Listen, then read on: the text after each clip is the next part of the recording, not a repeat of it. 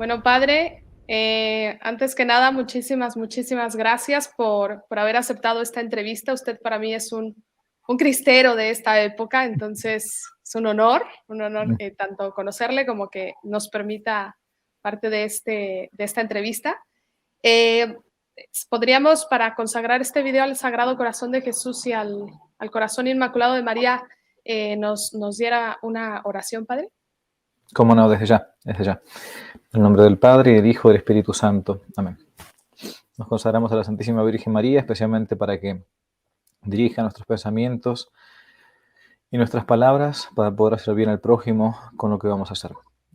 Dios te salve María, llena eres de gracia, el Señor es contigo, bendita tú eres entre todas las mujeres y bendito es el fruto de tu vientre, Jesús. Santa María, Madre de Dios, ruega por nosotros pecadores, ahora y en la hora de nuestra muerte. Amén. Inmaculado Corazón de María, sé la Sed la salvación del alma salvación mía. del alma mía. El Padre, el Hijo y el Espíritu Santo. Amén. Muy bien, aquí estamos. Muy bien, padre, muchísimas gracias.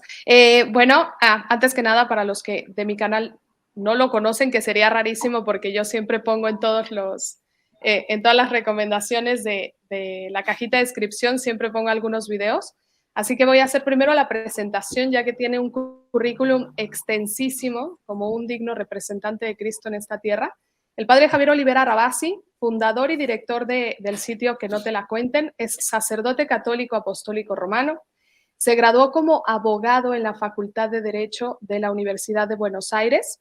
En el año 2002 ingresó al seminario y tras concluir sus primeros años fue enviado a Europa, donde se doctoró en filosofía por la Pontificia Universidad Laterense de Roma, para recibir un año después la ordenación sacerdotal.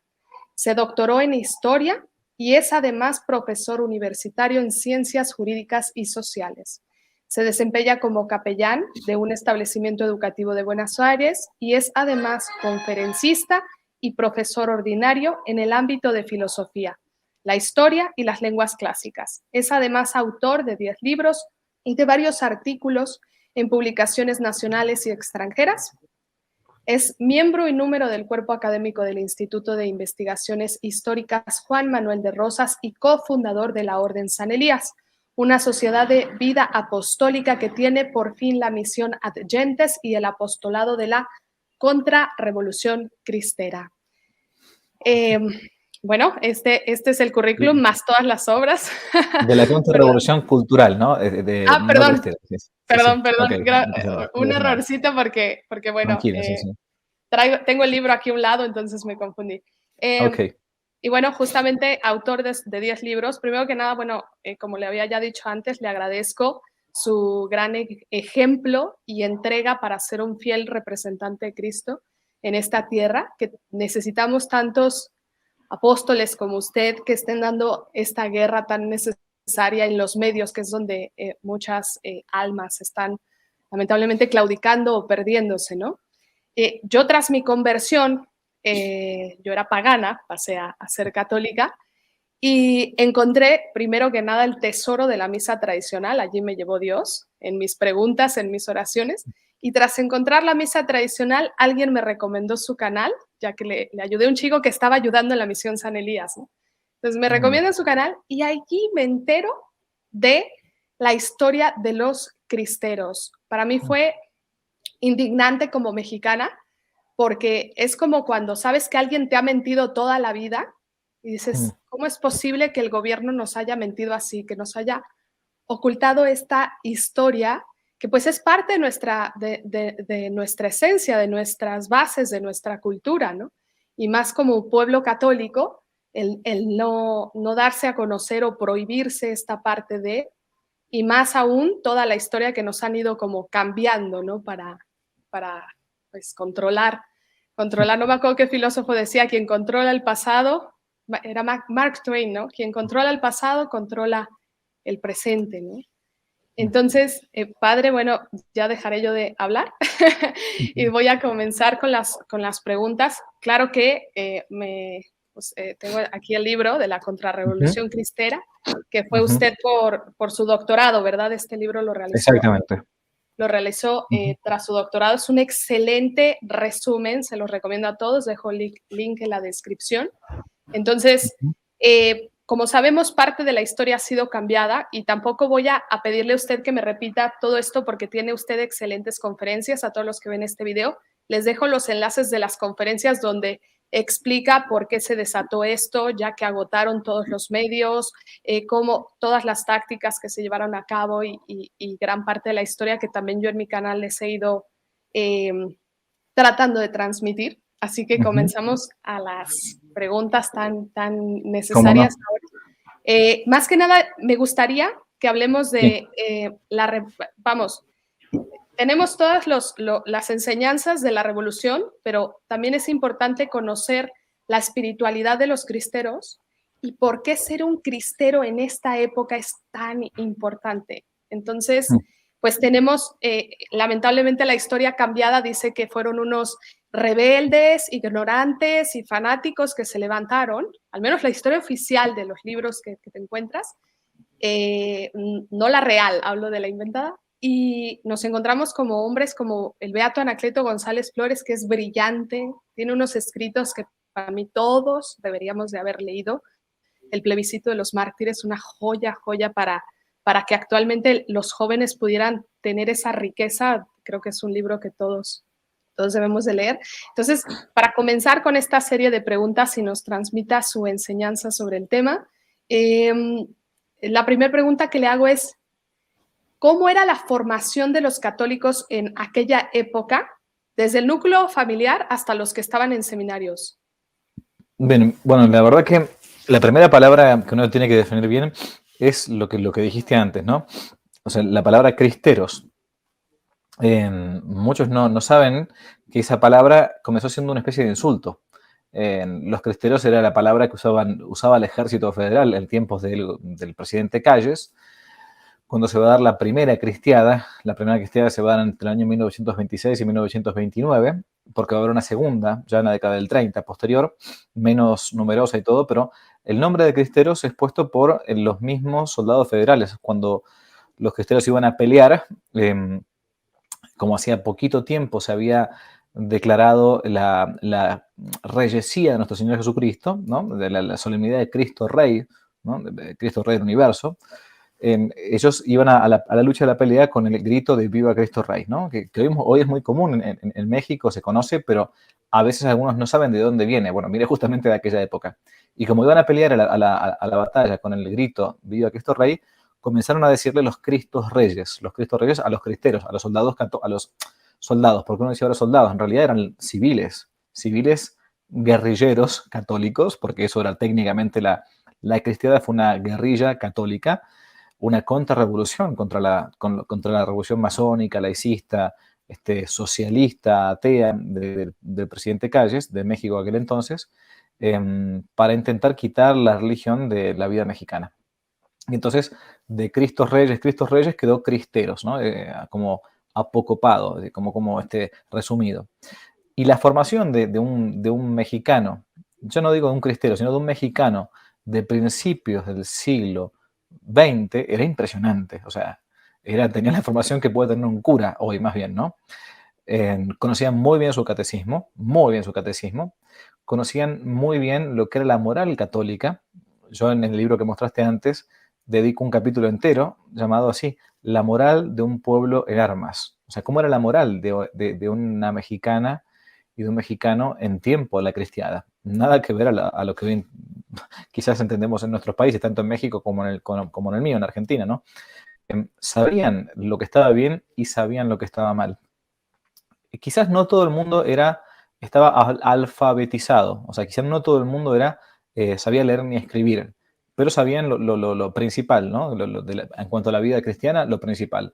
Sabían que había un Dios, que había que salvar el alma, sabían que había que incluso hasta perder la vida si era necesario por salvar la vida del alma, que es los sacramentos, la propia fe que nos viene como virtud teologal.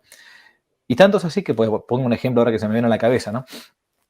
Tan bien conocían su catecismo, sobre todo había una gran acción gran apostolado de la acción católica. En aquel momento la acción católica era muy fuerte y era muy católica, no como quizás en tiempos posteriores la acción católica dejó de ser muy católica y terminó siendo con mucha acción, ¿no? Bueno, la cuestión es que ellos conocían muy bien y el ejemplo que se me viene en la cabeza es que cuando las mujeres mexicanas, por ejemplo, tuvieron que ir a conformar un grupo de mujeres por la cristiada, se van a poner el nombre de una santa que hacía muy poquito tiempo había sido canonizada, que es ni más ni menos que Santa Juana de Arco, ¿no? La famosa, digamos, cristera francesa, como algunos le han dicho, porque conocían bien las mujeres que era una heroína que había luchado por su patria, Francia, y por su propia fe. No quería caer en manos en su momento de los ingleses, ¿no? Así que, bueno, la moral de ese pueblo, la vida cristiana de ese pueblo, tanto de los laicos como también de los sacerdotes, por eso va a haber muchos mártires entre los laicos y sacerdotes, era muy pero muy superior a la que nosotros podemos tener. Por eso a veces la gente me pregunta, padre, ¿usted cree que ahora es posible una cristiada en el siglo XXI, por ejemplo, en México? Y mi respuesta es horrible, pero rotundamente digo que no, imposible. ¿Por qué? Porque primero no se tiene el mismo conocimiento de la vida de la fe que se tenía antes. Y segundo, que no sé si está la virtud de la fortaleza tan formada hoy por hoy en el pueblo mexicano como para morir por la propia fe, ¿no?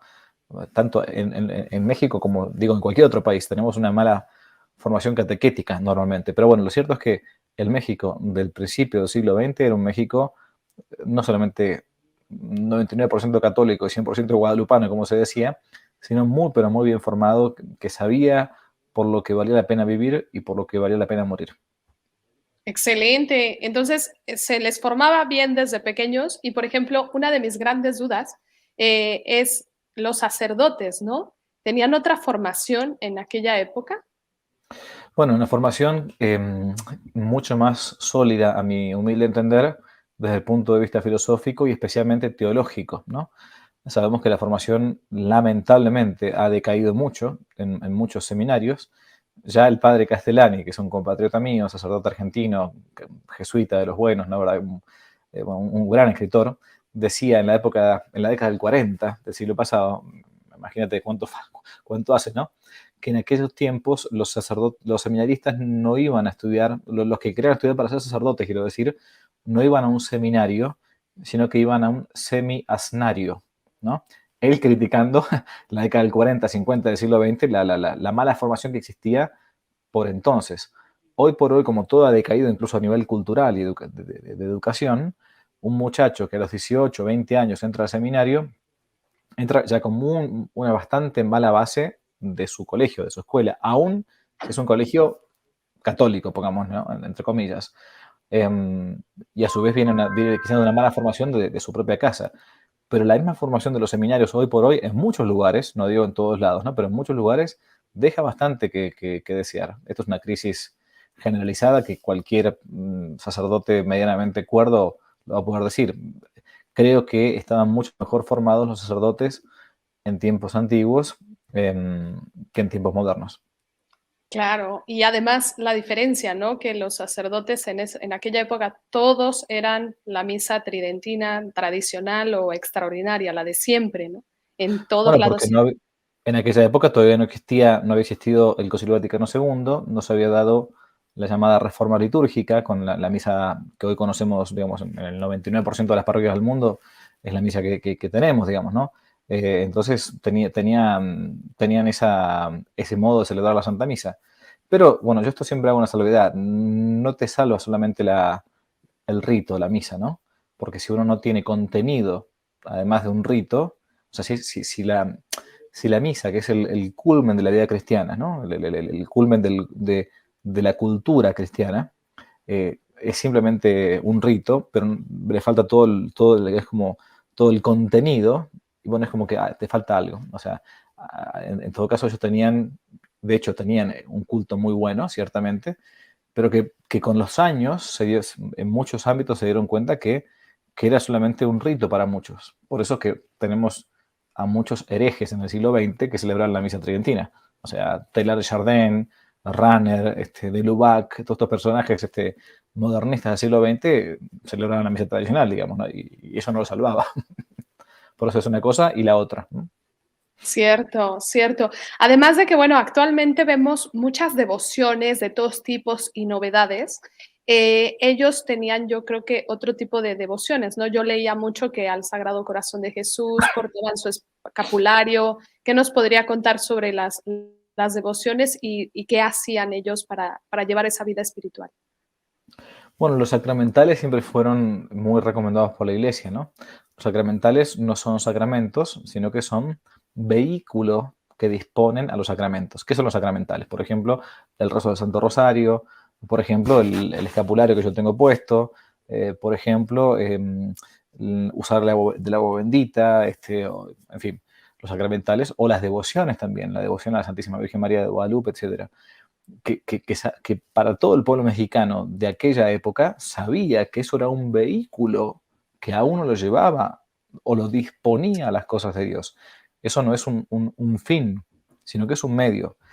Muchas veces, y pasa en nuestros países hispanoamericanos, que sobre todo quizás en las últimas décadas, que mucha gente se quedó nada más que con la cáscara, con la devoción a la Virgen de Guadalupe o con la devoción a, qué sé yo, no sé, o a tal santo o tal peregrinación, pero después eso no se condice con una coherencia de vida católica. O sea, ¿de qué me sirve a mí hacer una romería, hacer una peregrinación a la Virgen de Guadalupe, si resulta que después termino siendo un borracho o termino engañando a mi marido, a mi mujer, o no termino viviendo la virtud de la caridad? O sea, no me sirve de nada, es una cáscara, o sea, es una especie de folclorismo ritual y por eso uno después lo ve en las pandillas, ¿no? En las pandillas, en las maras y todo, se tatúan la Virgen de Guadalupe y todo, y debe ser súper católico, pero la verdad que tienen tanto a la Virgen de Guadalupe como a la nefasta diabólica Santa Muerte, digamos, ¿no? Es todo lo mismo.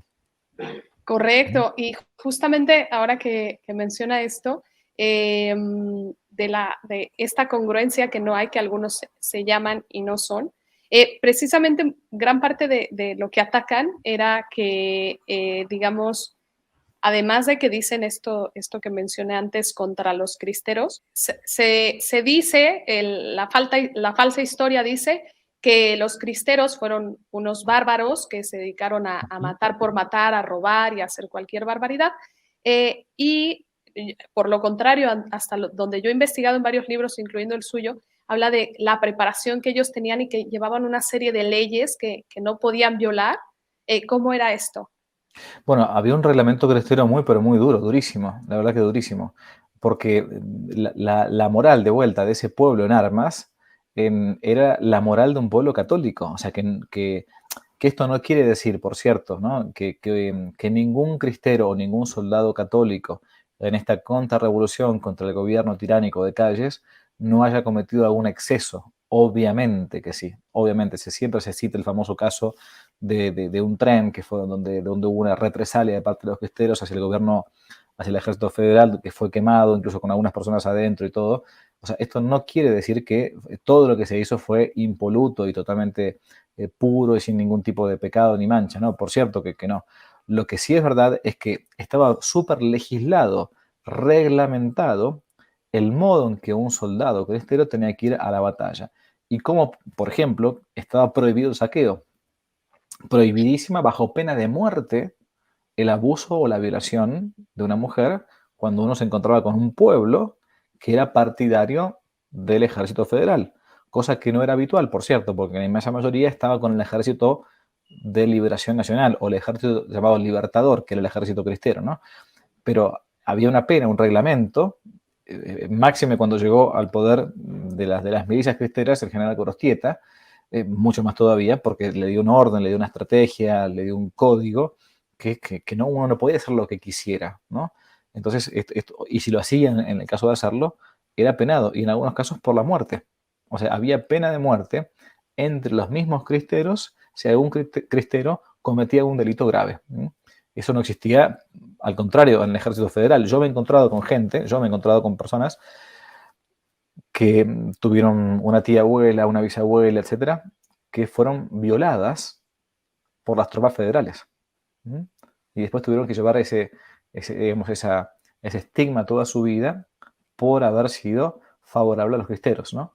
Esa gente nunca fue presa, nunca se le pidió perdón públicamente. Al contrario, se silenciaron todos los crímenes de parte del ejército federal.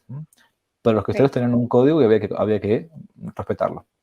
Correcto. Sí, además de que los federales llegaban y tomaban propiedades ajenas, ¿no? Para establecerse allí sin ningún permiso y ellos sí tenían la costumbre de llevarse lo que se les daba la gana también.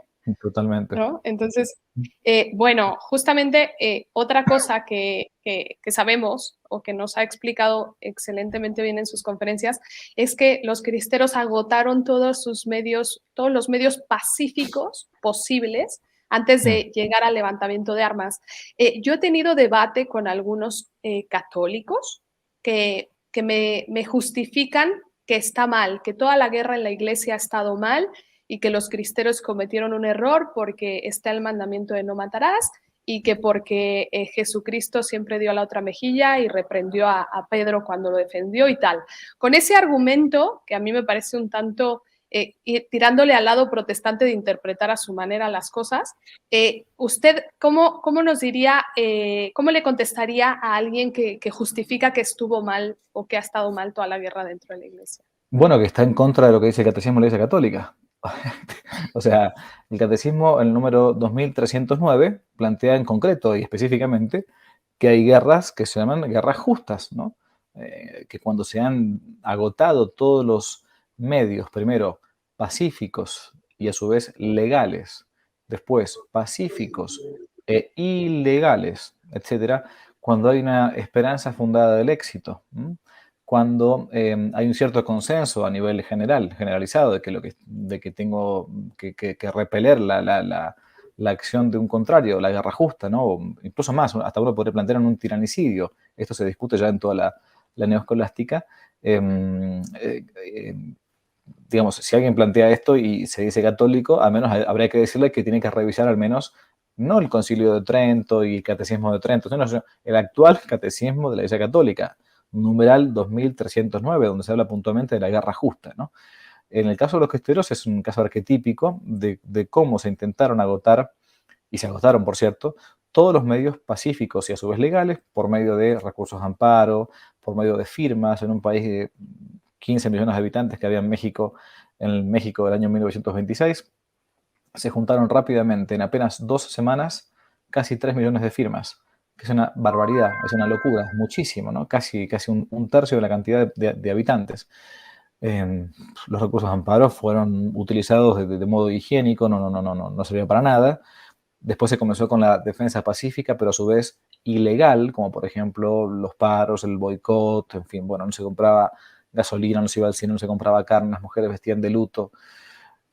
Y después entonces comenzó con ya no quedaba otra opción. De hecho, algunos católicos quisieron mantenerse en la vía pacífica, no por una cuestión de principio, sino por una cuestión de prudencia. El beato que mencionaste antes, por cierto, que ha sido nombrado hace poquito por la Santa Sede como el patrono del laicado mexicano, el beato Anaqueto González Flores, él decidió por una cuestión prudencial y no de principios, decidió que algunos católicos debían dar la batalla desde el punto de vista pacífico. Entonces, Anacleto, por ejemplo, no estaba en contra de que algunos tuvieran que levantarse en armas, estaba en contra de que él se levantase en armas. Digo, no, yo quiero dar mi testimonio pacífico, que algunos mexicanos demos el testimonio pacífico hasta la muerte, ¿no? Pero no condenaba, por cierto, la guerra justa, estaba en contacto incluso y en connivencia con los cristeros bravos, ¿no? Entonces, aquellos católicos que plantean esto, al menos si se olvidan del catecismo, espero que no se olviden del Evangelio. Nuestro Señor Jesucristo tomó el látigo más de 2 veces, echó los mercaderes del templo. Entonces, es verdad que uno podrá poner la otra mejilla cuando la ofensa es personal. A mí me la hacen, a mí, en lo personal. Yo por una cuestión de humildad, entonces puedo colocar la otra mejilla. Pero cuando la otra mejilla la tiene que colocar Dios, mi patria, mi familia o un tercero indefenso, no solamente que yo no debo, no tengo el derecho a no colocarla, sino que en muchos lugares, de hecho esto es lo que planteaba la Iglesia Católica en México en aquel momento, con el Papa Pío XI, por cierto, que permitía e incluso motivaba todo esto, que en algunos casos la guerra justa se torna hasta obligatoria. Se torna hasta obligatoria. No solo que uno puede defenderse, sino que uno a veces debe defenderse, aún a costa de perder la propia vida o de quitarle la vida al prójimo, que como siempre la muerte del prójimo no es el quinto mandamiento, uno siempre tiene que repetirlo esto, no es no matar a cualquier cosa o a cualquier persona, es no matar injustamente, no matar a un inocente. Pero si yo para defender mi vida, mi familia, mi patria, mi fe, no me queda otra, lamentablemente, recurrir a las armas, y entonces, bueno, es lo que se dice, lo que Santo Tomás dice en la Suma Teológica, ¿no?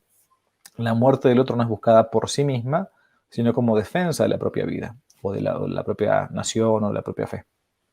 Correcto, correcto, ¿Mm? padre, clarísimo queda. Y justamente una persona religiosa, no diré cargo, pero me decía, es que los cristeros son el peor ejemplo de un católico y a ellos no, que no podían llegar ni siquiera a la causa de beatificación porque tomaron armas. Y yo le pregunté, bueno, ¿y Santa Juana de Arco cómo fue entonces? Bueno, y San Luis Rey de Francia, ¿no? Que fue la cruzada, San Fernando Rey. O sea, Sí.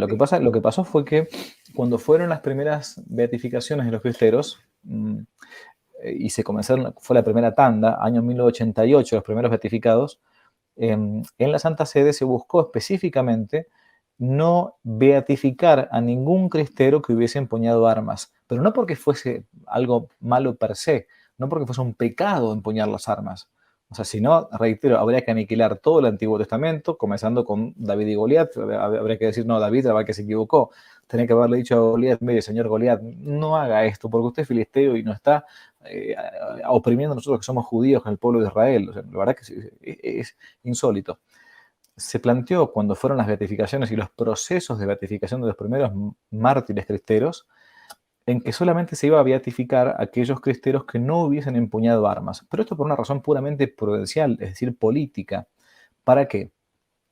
Para evitar que cuando la iglesia estuviese beatificando a un mártir que hubiese empuñado armas, a nivel político, social, se entendiese que la iglesia estaba motivando, fomentando, mejor dicho, el levantamiento militar o levantamiento político por las armas contra algún gobierno constituido. Porque, a ver, seamos sinceros, las beatificaciones o las canonizaciones son actos políticos, no en el sentido de la política como uno a veces entiende, de Morena, de AMLO, de esas tonteras, no. En el sentido estricto de la palabra, de la polis eclesial, ¿no? La iglesia coloca como modelos de la polis eclesial, de la iglesia militante, a algunos laicos o religiosos o sacerdotes que, en el caso de la cristiana, dieron la vida por Cristo.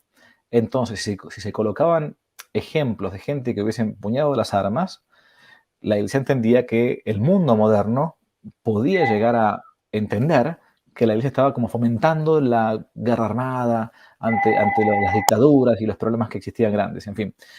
Pero nunca la iglesia condenó el uso de las armas, reitero, si no habría que eliminar del catecismo más de un artículo, ¿no? Pero bueno, por cierto, por las dudas, para que le digas a ese sacerdote o quien fuera, ese funcionario eclesiástico que te dijo eso, avísale que San José Sánchez del Río, santo muy querido en México, cuando fue detenido con armas. Entonces habría que descanonizarlo, pobrecito, ¿no? Sí, es cierto, ¿cómo se me pasó eso? Bueno, tremendo. Y bueno, entonces tenemos la enseñanza y esta maravilla de tener sangre de mártires, pero también sangre de cristeros. Entonces, en su opinión, ¿qué frutos ha dejado o qué bendiciones, qué ha dejado al pueblo de México este levantamiento? Bueno, a pesar de que este levantamiento fue silenciado tanto por la Iglesia como por el Estado, quizás con la mejor de las intenciones para intentar pacificar un pueblo, yo no voy a juzgar esa intención, lo que dejó claramente en muchas familias, fue ese fervor y ese deseo de defender la propia fe, ¿no? Incluso a costa de perder a veces la vida. Por un lado eso. Por otro lado, hay una frase famosa de Tertuliano, que es uno de los primeros autores eclesiásticos, que decía que la sangre de los mártires es semilla de nuevos cristianos, ¿no? Sangre de los mártires, semilla de nuevos cristianos. Y hoy en México, si todavía hay fe, en gran parte es porque algunos regaron con su propia sangre ese bendito pueblo guadalupano. Para poner un ejemplo sencillo y rápido, el seminario más grande del mundo no se encuentra en Estados Unidos o en Italia o en España, se encuentra en México, es en la arquidiócesis de Guadalajara, el epicentro, si queremos, la cristiana, donde se encuentra la mayor cantidad de seminaristas del mundo como seminario. Yo no estoy diciendo que ni que sea el mejor del mundo, ni mucho menos, estoy diciendo, hablando de punto de cantidad.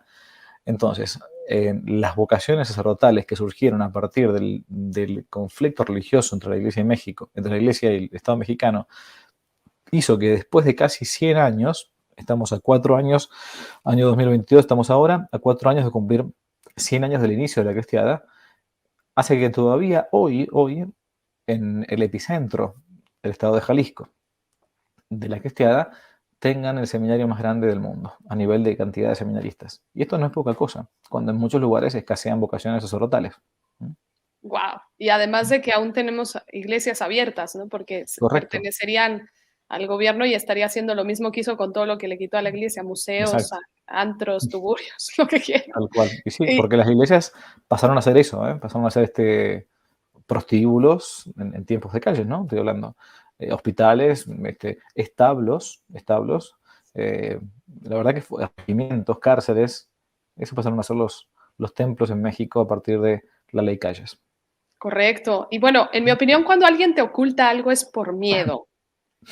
¿Por qué cree que el gobierno nos ocultó esta historia? Bueno, de parte del gobierno yo creo que la idea era no intentar remover las cenizas para que existiese un nuevo levantamiento, porque no hay que olvidarse que si bien los arreglos, si arreglos pueden llamarse, ¿no? Como se dijo siempre, que fueron un desastre, si bien los arreglos comenzaron, o se hicieron, mejor dicho, en el año 1929, hubo un segundo levantamiento porque esos arreglos no se cumplieron y continuó la persecución religiosa, reitero, a partir del año 1933-34, y por eso hubo un intento de un segundo levantamiento, llamada así la segunda. ¿Por qué la segunda? Porque la iglesia no quería ni siquiera que se hablase, se dijera el nombre de cristiada, ¿no? Para evitar problemas de vuelta con el gobierno mexicano. Pero el gobierno intentó silenciar todo esto para evitar que la gente conociera su historia y a su vez pudiera repetirla, para bien, digamos, para un nuevo levantamiento. Y por eso esos fueron los motivos más fuertes del gobierno mexicano, para evitar una nueva cristiada, una segunda cristiada. Correcto, sí es cierto. Y bueno, hace poco usted publicó una excelente entrevista con Jan Meyer, que también él fue de los pioneros en investigar todo esto y recabar todas las historias de testimonios directamente de cristeros. Entonces, justamente ahorita mencionó el tema de los arreglos, donde supuestamente terminó la persecución. Y como dice, hubo una segunda cristiada, un segundo movimiento, pero ¿ahí se quedó tranquilo o cree que la persecución está siendo ahora de otra manera? Bueno, no, la verdad que la realidad es que en los arreglos, em, si bien se comenzó de vuelta con el culto público, en la cristiada, por las dudas, los que están escuchando, que si no lo saben, durante 3 años largos se suspendió el culto público en México, en gran parte de México. ¿Por qué digo gran parte de México? Porque en algunos estados, en algunas ciudades, en algunos pueblos, cuando el alcalde o intendente era más o menos amigo del cura del pueblo, bueno, se hacía la vista gorda y entonces se seguía adelante, ¿no? O sea, no fue igual la cristiada en todo México, ¿no? El epicentro fue más bien en el centro, ¿no? Pero en el norte y en el sur la cosa era distinta. Bien, dependía mucho de los gobernantes políticos menores, sobre todo. Bien, ¿qué fue lo que sucedió?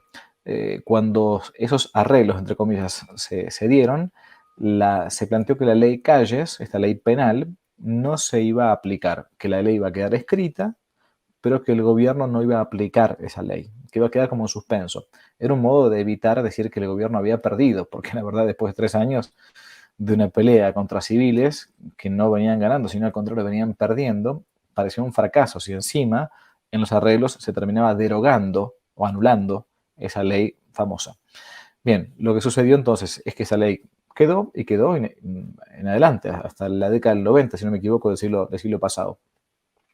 Ahora, la lucha primero fue sangrienta, incluso después de los arreglos. Se comenzaron a matar a los cabecillas de los que habían sido los dirigentes del movimiento cristero, uno por uno. Casi hasta la década del 50 se terminaban buscando y asesinando a sangre fría a los cabecillas de la contrarrevolución cristera. O se los asesinaba o se los mandaba a las Islas Marías, que era como el Alcatraz mexicano en aquella época, ¿no? Y después lo que sucedió fue que la batalla cultural, importantísima siempre, que a veces en la iglesia nos olvidamos que hay que darla, como así como la izquierda la dan muy bien, saben que aunque estén perdiendo por completo una guerra, saben que mm, sin prisa, pero sin pausa, hay que dar la batalla cultural, hay que ganar las inteligencias. Un ejemplo concreto de esto es la famosísima escuela de Frankfurt del siglo pasado, que a pesar de que eran toda gente exiliada de la Alemania del nacionalsocialismo, se exilia en Estados Unidos y comienza todo un trabajo digamos, de hormiga para cambiar la cabeza de la gente, ¿no? Es lo que conocemos hoy como la famosa ideología de género, todo lo demás viene especialmente de ahí. Bueno, la iglesia perdió esa batalla cultural, el silencio del gobierno y la persecución silenciosa a partir del laicismo del gobierno en México hizo que hoy en un país que debería ser mucho más católico, más militante, uno se encuentre con gente que ni siquiera conoce este episodio, un episodio pero épico, de una epopeya, que, a ver, Ay, se quedó un momentito de una epopeya. Ahí se quedó. de una epopeya, entonces. Una epopeya, entonces, que debería conocer todo el pueblo mexicano. Lo cierto es que el gobierno entendió mejor que hay que dar la guerra cultural y los católicos, lamentablemente, se quedaron medio a la retaguardia o en silencio. Correcto, sí es cierto. De hecho, un historiador, y no me acuerdo a quién citó, pero que era un expresidente, ya claro que después de todo esto de la revolución, no sé si de los 60 o 50 por ahí, que este presidente dijo, estoy harto de cerrar iglesias, regresar y encontrarlas llenas. Y terminó la frase concluyendo con, mejor voy a abrir escuelas. O sea, ya tenemos, yo lo viví, o sea, en la educación pública que hay en México, pública y privada, el plan de estudios que lleva de régimen la SEP, pues es terrible, o sea, te muestra te muestran héroes que no son héroes, o sea, y te muestran una falsa historia, ¿no? Donde pues nos derrumban por completo nuestra identidad, ¿no? Ahora estamos en una identidad de que quieren idolatrar a los aztecas como que los españoles vinieron a hacer un grave error, ¿no? Mm. Entonces, bueno, como bien lo menciona, pues falta de preparación, yo creo que es. Entonces, como católicos, yo creo que tenemos obligaciones extras, ¿no? Al catecismo. ¿Cuáles serían estas? Bueno, nosotros no podemos quedarnos con como se le atribuye a San Pablo, con la fe del carbonero. ¿Qué es la fe del carbonero? La fe, digamos, sencilla, que muy elemental, que sabe que Dios existe, que es remunerador, que premia a los buenos con el cielo, castiga a los malos con el infierno, que tenemos un alma espiritual. Bueno, eso son cosas elementales, es lo que se llama el querigma, ¿no? El anuncio, el primer anuncio. Pero hoy por hoy no podemos quedarnos con eso. Primero porque nuestra formación catequética no es la de los cristianos del principio del siglo XX, ¿no? Ojalá fuera esa, ¿no? Y segundo, porque también el mundo moderno nos exige a nosotros estar mejor preparados para poder discutir con alguien. Si alguien, por ejemplo, le plantea hoy en el siglo XX que un varón puede casarse con un varón o una mujer puede casarse con una mujer, yo está bien si le respondo, mira, no, la verdad que no, porque en el libro de Génesis, dice, Dios los hizo varón y mujer y bla, bla, bla, y multiplicados y todo lo que uno conoce en el catecismo. Pero si el tipo te responde, la chica esta te responde, la verdad que yo no creo ni en Dios, no creo ni en la Biblia, ni nada, me estás hablando de una cosa que no es completamente ilógica para mí. Yo tengo que saber dar razones de mi propia esperanza. Esta frase no es mía, es de San Pedro, ¿no? En la primera carta de San Pedro, dice, sepan dar razones de vuestra esperanza. O sea, yo tengo que intentar usar la cabeza para dar razones de la fe a quien no la tiene, porque esas razones de la fe es como un vehículo para que él algún día esté abierto y dispuesto a que la virtud teologal de la fe, si Dios quiere, como una gracia, la reciba. Entonces no me puedo quedar con una fe elemental. Primero, ojalá conozcamos bien nuestro catecismo. No, ojalá.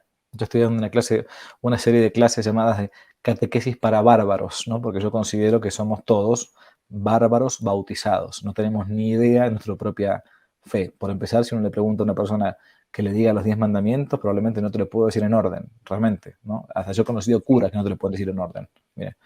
Bien, y en segundo lugar, si encima sabemos nuestro propio catecismo, bendito sea Dios, después tenemos que intentar evangelizar el mundo moderno, que es un mundo post-cristiano, es un mundo apóstata.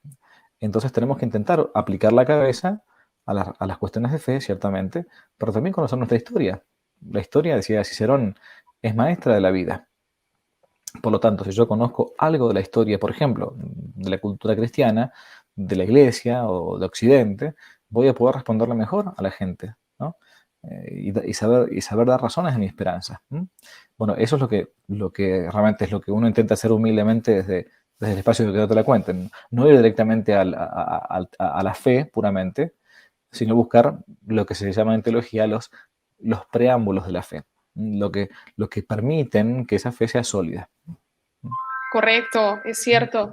Además de estar preparados para poder evangelizar y combatir todos estos ataques que uno va recibiendo, precisamente admiro mucho su canal, muchísimas gracias. A mí me llovieron de pedradas tras mi conversión y usted me ayudó mucho con algunas conferencias o en su página me encontré algunos libros buenísimos con los cuales están las respuestas para combatir todo esto, ¿no? Además de la espada de la palabra, que es las Sagradas Escrituras, tener este conocimiento que es muy, muy importante.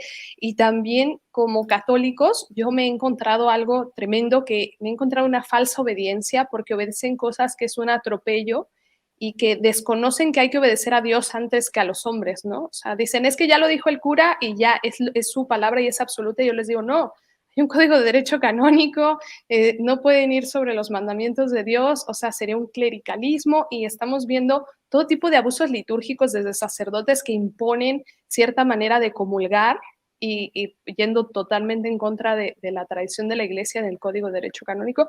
E incluso hay sacerdotes que rentan ya, actualmente yo lo he visto, es algo que me duele mucho en México, como salón de eventos. O sea, ya he visto conciertos en las iglesias, conferencias como si fuese, vamos, sin ningún respeto, o sea, ya arriba del altar ya lo toman como si fuera un escenario.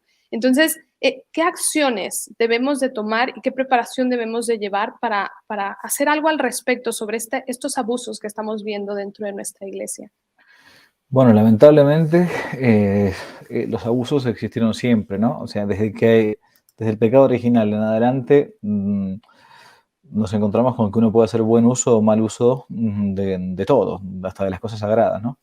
En parte yo lo atribuyo a lo que hablábamos antes, a una falta de formación teológica, una falta de formación litúrgica en seminarios, en que, por ejemplo, a veces uno se encuentra que hay sacerdotes que en la Santa Misa, aún con el misal promulgado por Pablo VI y todo lo demás, no siguen el misal.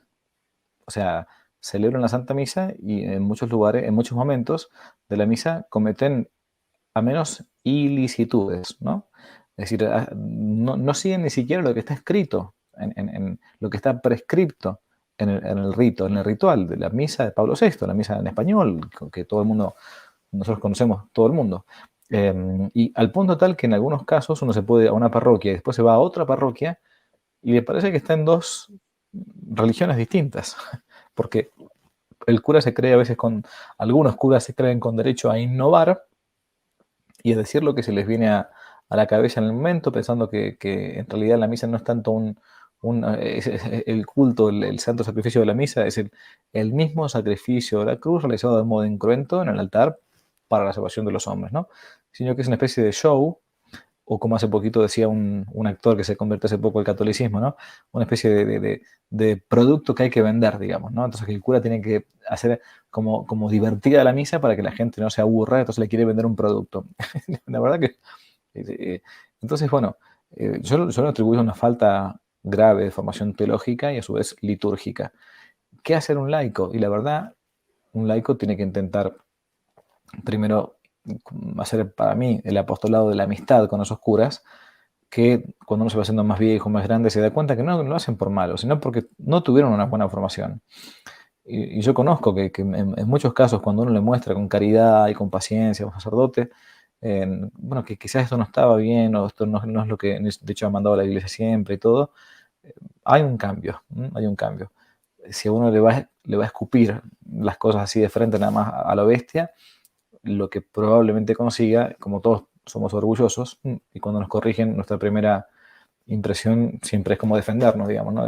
Y usted que se empieza a creer que usted es una laica, ¿qué me va a decir a mí que soy cura? No, lo que tengo que hacer, o sea, bueno. Por eso creo que el apostolado de la amistad primero, con mansedumbre y todo, puede lograr buenos resultados. El otro, la verdad que no, tiene que ser muy, pero muy humilde el sacerdote para decirle, sí sabía que yo no sabía que eso no se podía hacer, bueno, en fin, voy a tratar de no hacerlo de vuelta. Pero yo lo atribuyo a más bien que son curas que no han tenido una buena formación y que en realidad repiten lo que han visto siempre.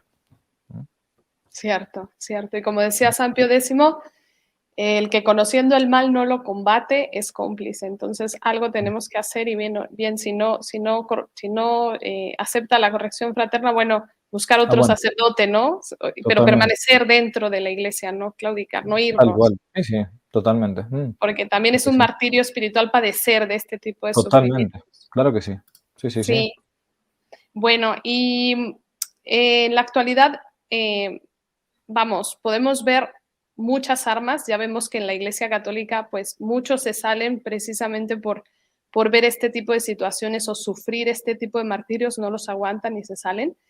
Pero actualmente, ¿qué armas se están usando? Porque algo que me sorprende mucho es que en esta época de los cristeros, pues ellos, claro, tenían una excelente preparación y a pesar de que los torturaran, de que los desollaran vivos, les sacaran las plantas de los pies, ellos no negaban a Dios.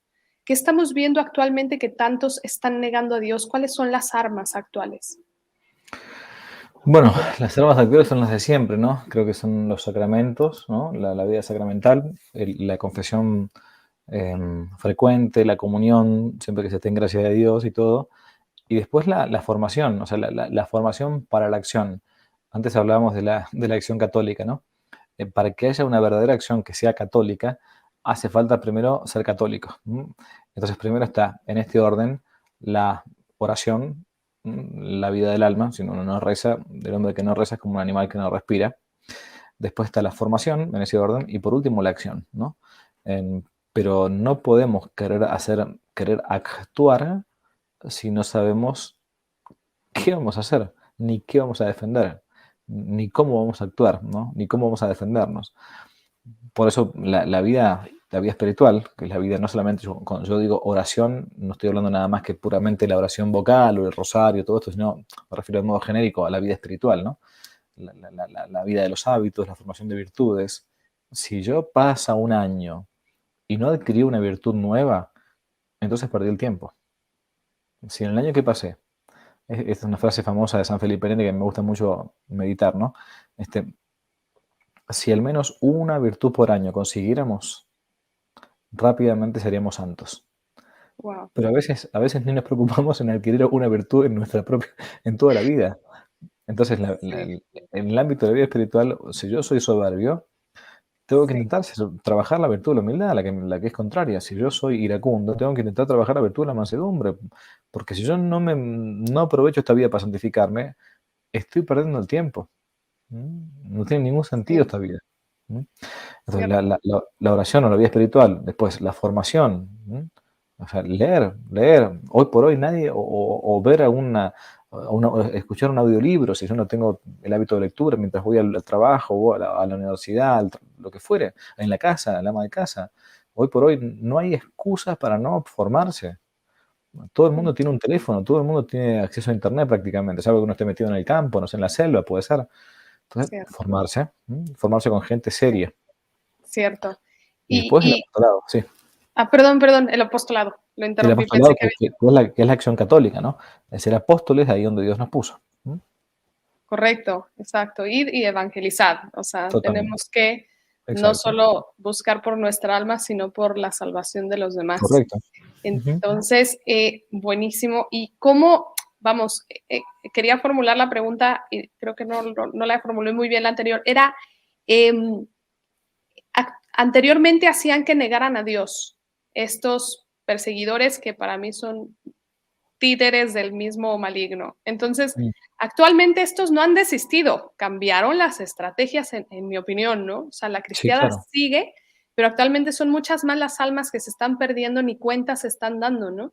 Entonces, ¿cuáles son las herramientas que están utilizando actualmente? Además de que, bueno, muchos ya sabemos como católicos que las ideologías, ¿no? ¿Qué otras Mm. armas cree usted que están provocando que tantos apóstatas o tantos personas ni siquiera se acerquen y nieguen a Dios? Bueno, las armas yo considero que es lo que se conoce como la revolución cultural, ¿m? Que es intentar, como ha hecho, esto lo ha planteado muy bien, yo antes hablaba de la escuela de Frankfurt, ¿no? Hay quizás un personaje más llano, más fácil para leer y más directo, quizás por su extracción italiana, ¿no? Que fue Antonio Gramsci, que él planteaba lo que la escuela de Frankfurt decía, pero de modo mucho más directo, más llano, bien latino, digamos, por ser italiano. Él decía, hay que tomar las inteligencias.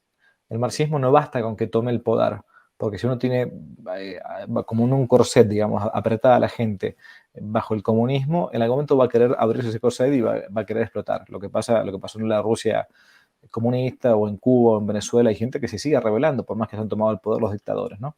Entonces decía Gramsci, hay que tomar la inteligencia, hay que intentar apoderarse de lo que él llamaba el sentido común, ¿no?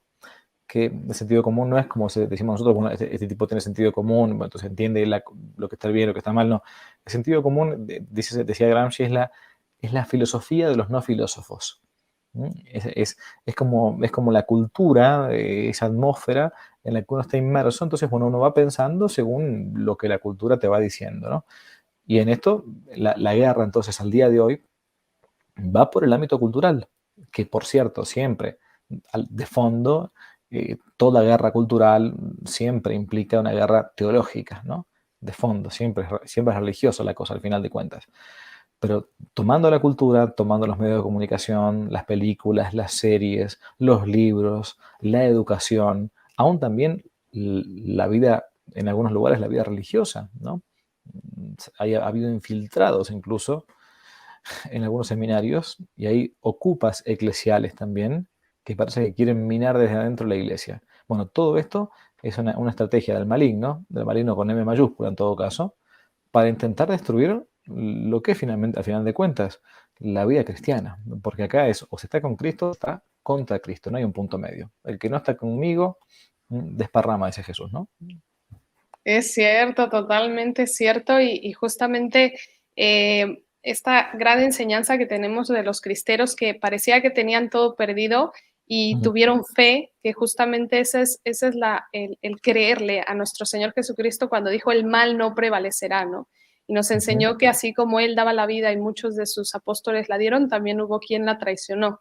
Y va a haber Correcto. siempre Judas, pues dentro y fuera, y seguidores de Él, claramente eso es una gran enseñanza de nuestro Señor, Sí, sí. confiar y no desistir. Y otra cosa que yo creo también como cristeros de esta época, sabemos que en aquella, hace 100 años, hicieron un boicot buenísimo donde pusieron totalmente en jaque al gobierno. ¿Cree usted que deberíamos de hacer algo así? Porque, bueno, en mi opinión es como que, a ver, yo, al menos desde mi conversión, dejé de consumir a empresas que apoyan al aborto, dejé de consumir ciertas películas, por ejemplo, y música que en mi opinión ofenden a Dios o son intencionalmente hechas para hacer que las personas pierdan la fe. Todo este aspecto, ¿cómo opina usted que podríamos hacer actualmente un boicot parecido como católicos para generar un cambio en esto? Me parece que es bastante más, por un lado, bastante más fácil hacer un boicot ahora, porque uno hace un tweet, alguien que tenga cierta influencia o cierta cantidad de seguidores, entonces rápidamente se enteran, no sé, 50.000, 100.000 personas, ¿no? Em, pero por otro lado, somos mucho más flojos, ¿no?